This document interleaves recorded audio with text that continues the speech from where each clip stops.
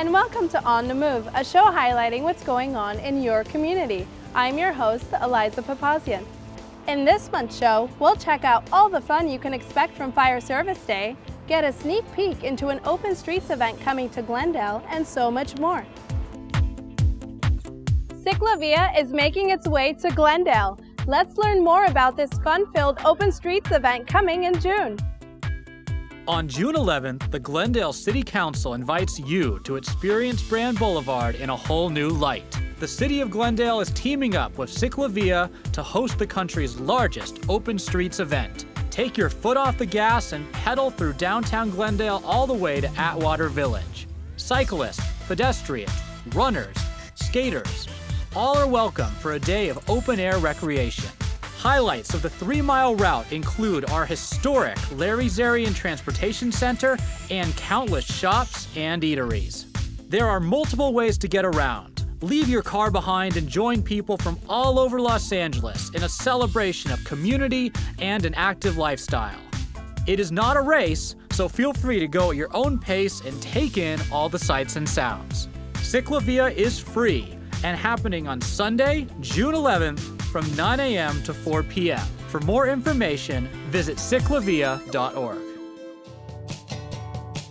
Every year, the Glendale Fire Department opens its doors and invites the public to visit for a family-friendly event.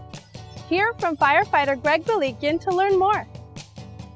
Hi, I'm firefighter paramedic Greg Balikian, and I'd like to invite you to join us for Fire Service Day on Saturday, May 13, from 9 a.m. to 2 p.m. at Fire Station 21.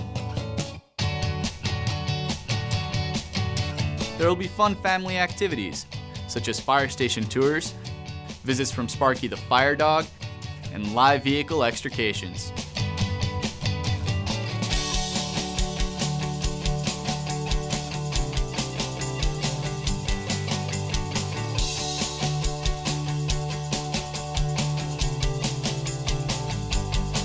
Hungry?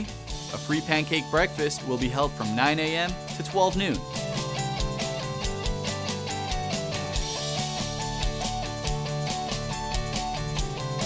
For more information, please call 818-548-4814 or visit glendalefire.org. Hope to see you there. Did you miss Glendale's Earth Day celebration and Eggstravaganza event? Let's check out the fun.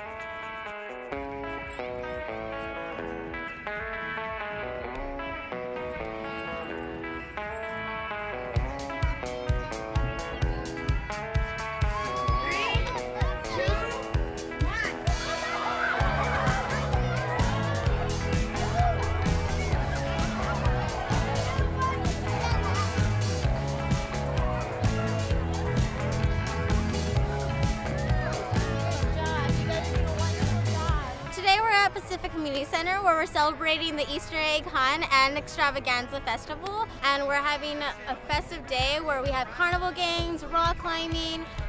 It was just an extremely amazing turnout where we all got to have fun, see the kids run after the eggs, and just be happy. It was a great way to bring the community together and celebrate Easter, and I'm super happy that we all got to do it together. Along with Easter activities, we are also celebrating Earth Day. Earth Day is all about showing support for environmental protection, and that is what we are doing here today. Participants can enjoy live music by the Herbert Hoover High School Jazz Band while they learn about the many ways to recycle.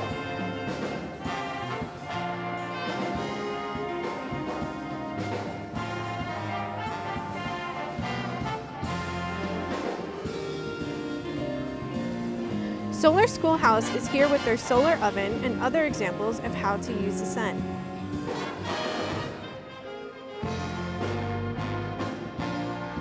Public Works, as well as many other departments, are here to show their support and help inform the community on how we can lead a more sustainable lifestyle.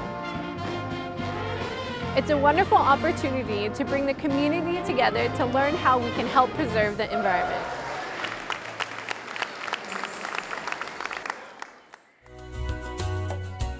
Let's meet Jerry Walton of the Community Development Department and learn more about his duties as a code compliance inspector.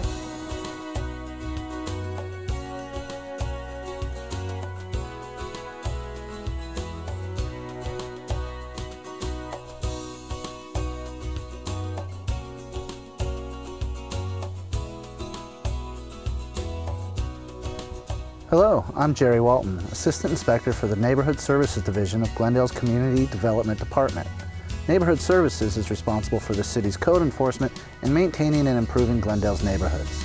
I conduct inspections throughout the city, responding to resident concerns regarding quality of life issues, such as unsafe or unsanitary living conditions, unsafe or illegal building structures, property maintenance issues, community problem solving, and outreach and education. One of the best parts about my job is that no 2 days are alike.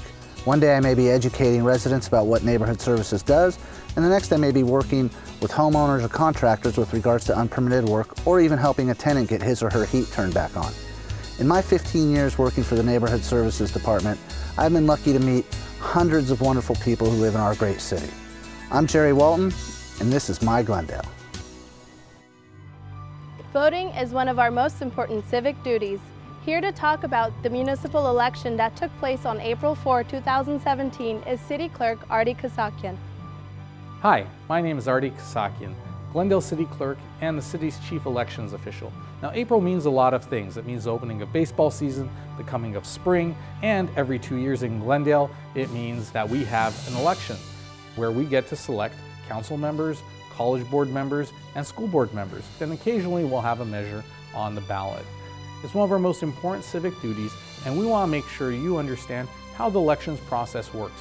So join us as we tell you a little bit about how Glendale elections are run. Now, for many years in Glendale, most people were accustomed to going to the polls and voting in a polling place.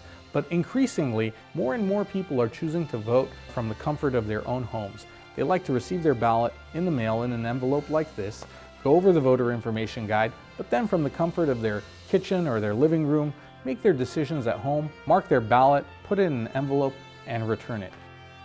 In Glendale, we've reduced the number of polling places because we recognize the fact that more and more people are voting from home or voting by mail.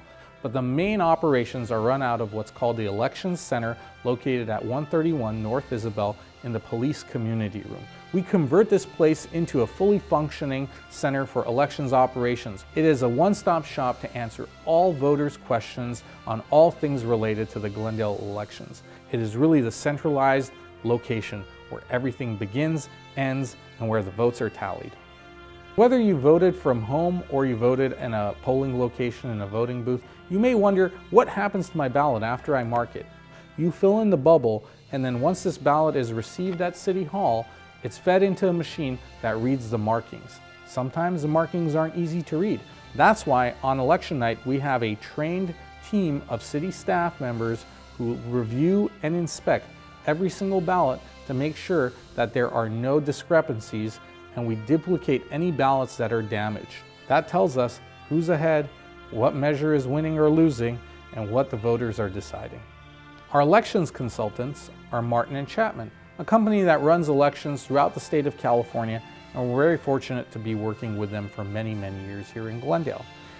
Once they tabulate the ballots and they run it through their machines, they give us a printout like the one here I'm holding, which you can view online at glendalevotes.org. This will show you the results by precinct as to how many votes each candidate received, where, and how.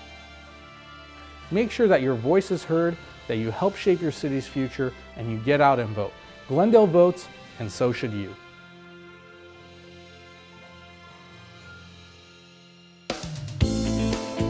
That's it for this month's episode of On the Move. For up-to-the-minute news, follow us on Twitter, Facebook, Instagram, and YouTube at MyGlendale. You can also stay informed by signing up for our free monthly electronic newsletter, City Connection. Sign up on the city's website. Thanks for watching, and join us next time as we explore the interesting things happening in the city of Glendale.